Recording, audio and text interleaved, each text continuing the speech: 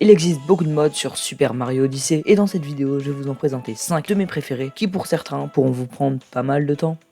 Tout le monde connaît le jeu Only Up. Et bien un modeur a réussi à le recréer sur Mario Odyssey. Il y a 3 difficultés différentes, en commençant de la facile, puis la moyenne, puis la difficile. Et à chaque fois ça reprend tous les royaumes dans l'ordre, en commençant par le pays des chapeaux et en finissant par le pays de la lune. Mais attention, la difficulté difficile est vraiment dure, et ça te prendra sûrement quelques morts avant de réussir.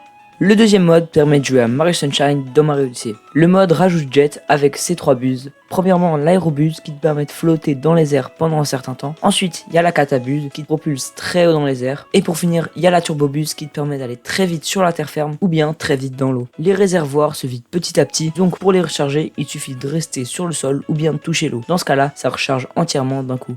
Le troisième mode permet carrément de jouer à Mario Odyssey 2, ou presque. Ce mode rajoute 9 mondes entièrement custom avec des sous-zones vraiment très chouettes. Il rajoute une centaine de nouvelles lunes avec de chouettes défis et te demandera sûrement quelques heures pour le terminer. Je pense que c'est l'un de mes modes préférés, voire mon mode préféré de Super Mario Odyssey tellement il est énorme.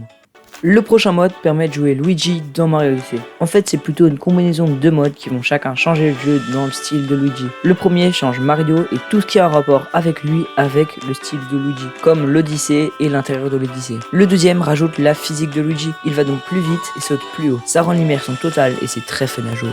Pour finir, je vais parler d'un mode un peu plus connu, le mode The Floor is Lava. Dans ce mode, tous les mondes sont recouverts de lave et les mondes avec de l'eau, comme le pays du lac ou le pays de la mer, changent énormément car l'eau a tout simplement disparu. Et aussi, dans le monde de la cuisine, la lave est la même que d'habitude dans ce pays, ce qui te permet de naviguer librement en boule de feu. Même si dans les autres royaumes, ça rend le jeu bien plus dur, avec des endroits où tu es quasiment obligé de prendre un dégât, même si le jeu est quand même finissable.